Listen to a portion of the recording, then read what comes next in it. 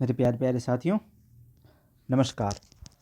आज है तारीख 10 जनवरी और आज से रिलेटेड जो करंट अफेयर्स है ये हम लोग अभी स्टार्ट कर देते हैं। उससे पहले मैं आपसे कुछ बात करना चाह रहा हूँ। बात ये है, क्या आपको पता है ना कि अभी यूपी पीसीएस का फॉर्म आया है, राइट? और ये इसका एग्ज़ाम मार्च में है, राइट? इसके बाद आप देखेंगे कि अभी झारखंड पीसीएस का भी फॉर्म आ रहा है और फिर बीपीएससी का भी नोटिफिकेशन और फिर इसका भी एग्ज़ाम सितंबर तक हो जाना है। तो अब देख रहे हैं इस साल जो है बहुत सारी पीसीएस का एग्ज़ाम आ रहा है। नो डाउट आपकी तैयारी भी है और ऐसा नहीं कि इस साल नहीं है, अगले साल भी रहेगा, लेकिन इस साल थोड़ी ज़्यादा की संभावना है। ऐसा विशेषज्ञ लोग भी कह रहे हैं कि इस साल वैकेंसियाँ ज़्यादा आएंगी। तो ज़्यादा आएंगी तो ज़्यादा कंपटीशन होगा, ज़्यादा कंपटीशन होगा तो आपको ज़्यादा मेहनत करना पड़ेगा, है ना?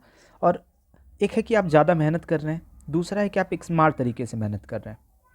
स्मार्ट तरीके से मेहनत कर रहे हैं कि जो चीज़ें पूछी जा रही हैं। दूसरा क्या है ना कि 2-3 चीज़ें हैं इसमें एग्ज़ाम में। एक तो क्या है कि जैसे अगर मैं बीपीएससी को बेस ले लूँ, तो बीपीएससी क्या कर रहा है ना कि अपना पैटर्न चेंज कर रहा है। ये एग्ज़ाम का पूछने का क्वेश्चन का पैटर्न है ना, वो चेंज किया है इन्होंने। अभी पिछले साल पिछला जो एग्ज़ाम हुआ है उसमें देखा आपने कि पहले 5 ऑब्जेक्टिव होते थे, ऑब्जेक्टिव क्वेश्चन के 5 ऑप्शंस होते थे, फिर उन्होंने 4 किया है। तो चीज़ें कुछ बदल रही हैं, क्वेश्चन का लेवल इन्होंने थोड़ा अप किया है, तो चीज़ें बढ़ रही हैं, बदल रही हैं। तो ऐसे में आपके लिए एक प्रॉपर गाइडेंस की बहुत ज़रूरत पड़ जाएगी आपको।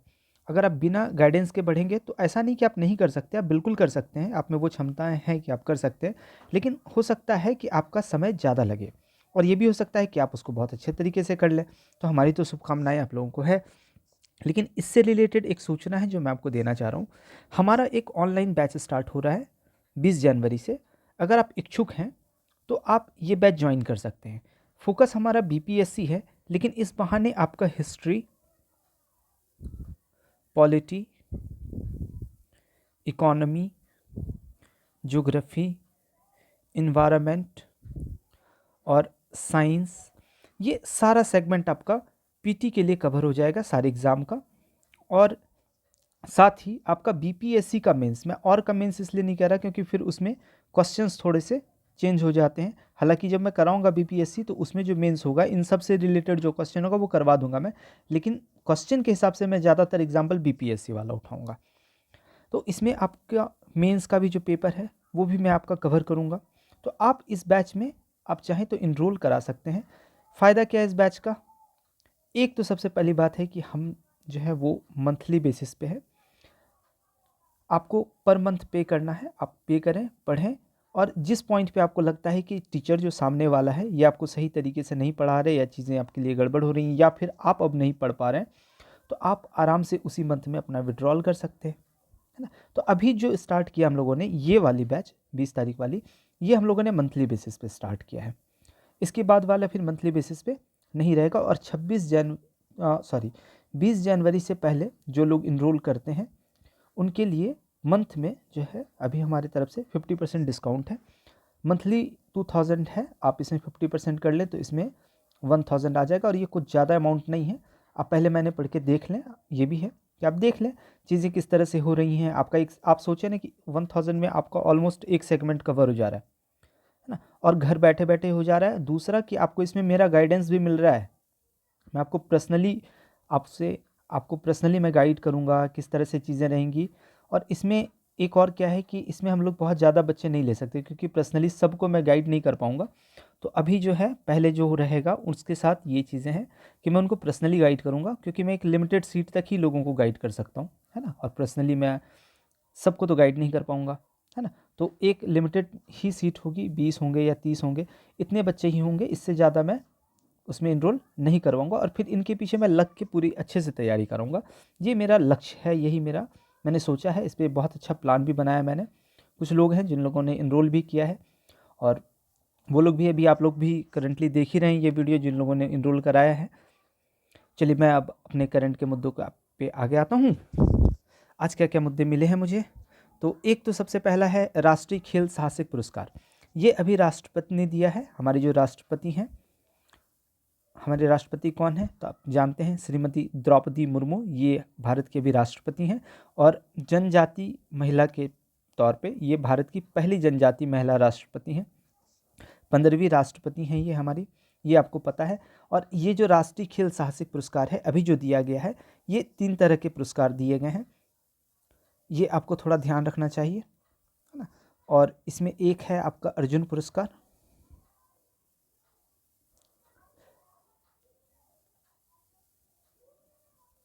मैं ये पुरस्कार में, जैसे अर्जुन पुरस्कार है तो बहुत सारे खिलाड़ियों को ये अर्जुन पुरस्कार दिया गया है, मैं क्यों अभी ये नहीं बता रहा हूँ। अगर आपका एग्ज़ाम 1 मंथ के अंदर नहीं है अभी, है ना, 1 मंथ के बाद है, तो मेरे ख्याल से ये आप मैगज़ीन के थ्रू कवर करें, वो ज़्यादा अच्छा रहता है ना। क्योंकि अभी मान के चलिए ये है, फिर ओलंपिक आएगा, है ना, ओलंपिक का मेडल फिर ज़्यादा इंपॉर्टेंट हो जाता है कंपैरेटिवली ये न्यूज़। तो इसलिए मैं अभी ये वाला न्यूज़ आपको नहीं करा रहा हूँ। कल मैंने आपको कहा भी था, क्योंकि आप लोगों में से ज़्यादातर जो बच्चे हैं, या फिर आप लोगों को करना होगा तो मुझे बताइएगा कमेंट करके, मैं फिर ये आपको पूरी लिस्ट दे दूंगा, अच्छे से बता दूंगा।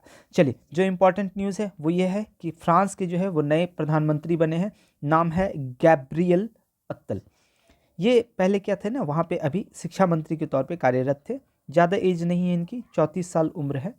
और वहाँ पे अभी फ्रांस में नए राष्ट्रपति बने हैं। नए राष्ट्रपति बने तो ध्यान रखिएगा कि ऐसा नहीं कि अभी फ्रांस में चुनाव हुआ है, ऐसा नहीं है जैसा अभी हमने देखा है कि बांग्लादेश में चुनाव हुआ था, है ना। ऐसा नहीं है कि फ्रांस में भी चुनाव हुआ है, वहाँ पर पहले से एक प्रधानमंत्री थे और उनका नाम था अत्तल एलिजाबेथ बर्न। तो यहाँ पर कुछ मुद्दे हुए हैं, आप थोड़ा ध्यान दीजिएगा, यही आपका होमवर्क है। आपको सिर्फ ये पता करना, और ये मुझे बताना नहीं है, आपको सिर्फ ये पता करना है कि फ्रांस में ऐसा भी हुआ क्या है।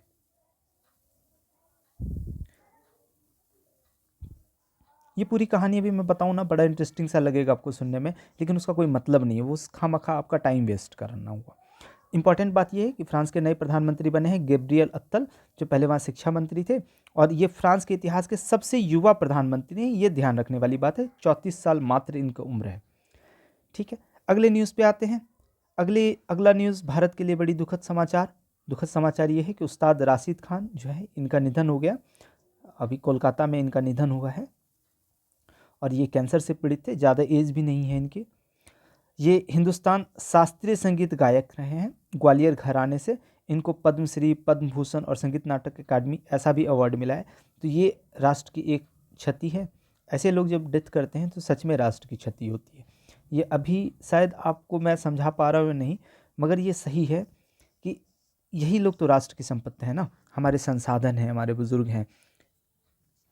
आगे बढ़ते हैं हम लोग अगले न्यूज़ पे।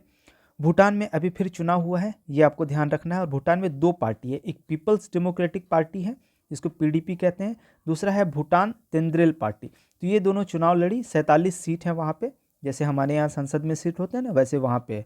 तो संसदीय चुनाव वहाँ पे हो रहे हैं, उसका ये है। और जीता कौन है भाई? तो जीते हैं यहाँ पहले से प्रधानमंत्री थे सेरिंग ताबगे, और ये ना पीपल्स डेमोक्रेटिक पार्टी के हैं, तो यही फिर से बने हैं। आपके लिए एक यहाँ पर एक छोटा सा होमवर्क है। एक तो आप देखेंगे कि ये भूटान कहाँ है ना, नक्शे में देखिएगा, और ऐसे देखिएगा कि भारत कहाँ है और भूटान कहाँ है, ठीक है। जब आप देखेंगे तो आपको दिखेगा, मैं थोड़ा सा आपको आइडिया दे देता हूँ। जब आप देखेंगे तो आपको दिखेगा कि ये बिहार का इलाका है, ये सिक्किम का इलाका है, और इस जगह पे भूटान है ना। तो आप एक बार देखिएगा कि ये भूटान के साथ हमारी कौन कौन से राज्य की सीमा लगती है, ठीक है। आप यहाँ पर भूटान को देख लीजिएगा। चलिए, एक और आपको चीज़ देखना है भूटान के बहाने, और वो है ग्लोबल हैप्पीनेस इंडेक्स। ये आपको ना इसकी थोड़ी स्टोरी पढ़िएगा कि ये कैसे आया, है ना। विकिपीडिया पे सर्च कीजिएगा, आपको मिल जाएगा। अगर फुर्सत मिले तो पढ़िएगा, ये ऐसा नहीं है कि आपको ये पढ़ना ही है, पढ़ेंगे तो अच्छी बात है, आपके पास नॉलेज आपका बढ़ेगा। एक सम्मेलन हो रहा है गुजरात में, वाइब्रेंट गुजरात वैश्विक शिखर सम्मेलन, और ये कहाँ हो रहा है? तो गुजरात में। आपको पता है गुजरात, ऐसे आप ध्यान रखेंगे कि गुजरात में हमारे महात्मा गांधी पैदा हुए थे, तो गुजरात, गांधीनगर, गुजरात और महात्मा गांधी का मंदिर। तो वाइब्रेंट गुजरात वैश्विक शिखर सम्मेलन जो है गुजरात में हो रहा है, और ये गुजरात सरकार कराती है, ये ध्यान रखिएगा, है ना। ऐसा नहीं कि भारत सरकार कराती है।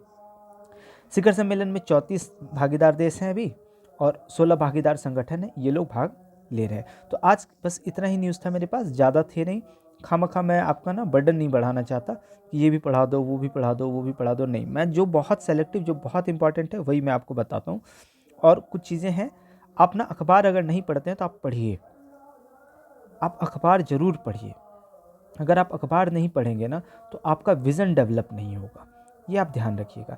दूसरा, आप रेडियो न्यूज़ सुन रहे हैं, मैं आपको रेगुलरली भेज रहा हूँ, आप लोग ये रेडियो न्यूज़ लगातार सुन रहे हैं, तो ये भी बहुत अच्छी बात है। आप ये दोनों काम ज़रूर कीजिए।